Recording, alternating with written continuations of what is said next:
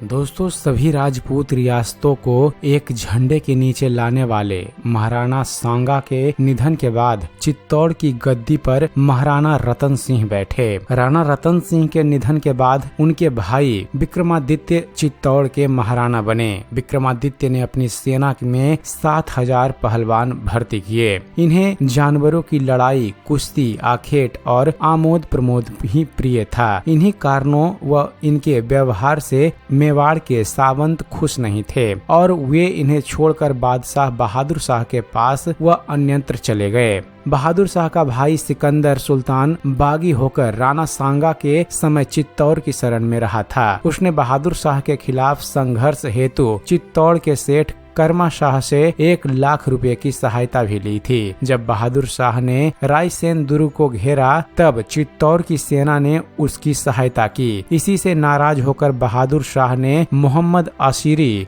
खुदावखा को सेना सहित भेजकर 1532 ईस्वी में चित्तौड़ पर आक्रमण किया। वह 3 दिन बाद ही खुद सेना सहित चित्तौड़ आ धमका। दोस्तों, मेवाड़ का तत्कालीन शासक विक्रमादित्य अयोग्य शासक था। मेवाड़ के लगभग सभी सामंत उससे रूठे हुए थे। अतः जब मेवाड़ की राजमाता कर्मवती, जिसे कर्णावती के नाम से भी जाना जाता है, उनको यह समाचार मिला, तब वह समाचार मिलते ही सेठ पस शाह के हाथों दिल्ली के बादशाह हुमायूं को भाई मानते हुए राखी भेजी और मुसीबत में सहायता का अनुरोध किया। हुमायूं ने राजमाता को बहन माना और उपहार आदि भेंट स्वरूप भेजे। वह सहायता के लिए रवाना होकर ग्वालियर आ पहुंचा। तभी उसे बहादुर शाह का संदेश मिला कि वह काफिरों के खिलाफ जिहाद कर रहा है। तब हुमायूं आगे नहीं बढ़ा और 1 माह ग्वालियर में रुककर आगरा चला गया। विक्रमादित्य ने बहादुर शाह से संधि करने के प्रयास किए पर विफल रहा। बहादुर शाह ने सुदृढ़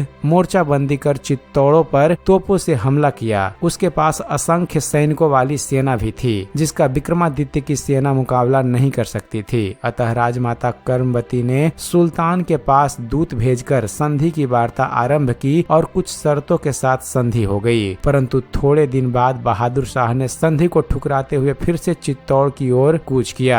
राजमाता कर्मवती को जब यह समाचार मिला तो समाचार मिलते ही उन्होंने सभी नाराज सामंतों को चित्तौड़ की रक्षार्थ पत्र भेजा। कर्मवती ने पत्र में लिखा कि यह आपकी मातृभूमि है, मैं आपको यह सौंपती हूँ, चाहे तो इसे रखो अन्यथा दुश्मन को सौंप दो। इस पत्र से मेवाड़ में सनसनी फैल गई। सभी सामंत मातृभूमि की रक्षार्थ चित्तौड़ में जमा हो गए। रावत बाघा सिंह, रावत सत्ता, रावत नरवत, रावत दूदा चुंडावत, हांडा अर्जुन, भैरुदास सोलंकी, सज्जा झाला, सिंहा झाला, सोनगरा माला आदि प्रमुख सामंतों ने मंत्रणा कर महाराजा विक्रमादित्य के छोटे भाई उदय सिंह, जो उस वक्त शिशु थे, उनको पत्राध्याय की देखरेख में बूंदी भेज दिया गया।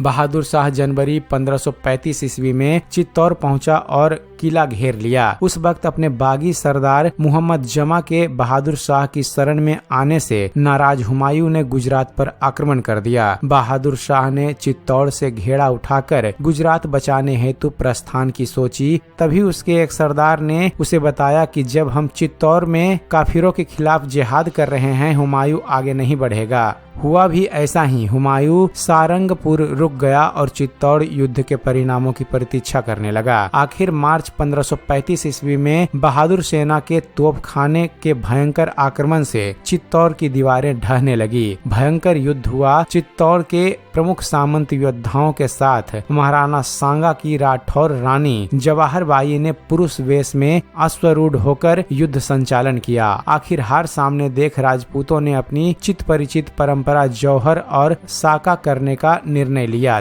13,000 छत्रानियों ने गौमुख में स्नान कर मुख में तुलसी लेकर पूजा पाठ के बाद विजय स्तंभ के सामने बारूद के ढेर पर बैठकर जौहर व्रत रूपी अग्नि स्नान किया। जौहर व्रत की प्रज्वलित लपटों के सम्मुख राजपूतों ने केसरिया वस्त्र धारण कर पगड़ी में तुलसी टांग, गले में सालिंग राम का गुटका टांग, कुसुम्भा पानकर किले का दरवाजा खोल दुश्मन सेना पर टूट पड़े और अपने खून का आखिरी कतरा बहने तक युद्ध करते रहे। इस तरह चित्तौड़ का यह दूसरा जौहर शाखा संपन्न हुआ। कहा जाता है कि इस युद्ध में इतना रक्तपात हुआ था फ्रेंड्स कि रक्त का एक नाला बरसाती नाले की तरह किले से बह निकला था। इस तरह रानी कर्मवती ने अपने अयोग्य पुत्र के शासनकाल व जैसे षड्यंत्रकारियों के षड्यंत्र के बीच अपनी सूझबूझ, रणनीति और बहादुरी से चित्तौड़ के स्वाभिमान, स्वतंत्रता की रक्षा के लिए अपने प्राणों की आहुति दे दी। आपको ज्ञात होना चाहिए फ्रेंड्स कि इसी रानी के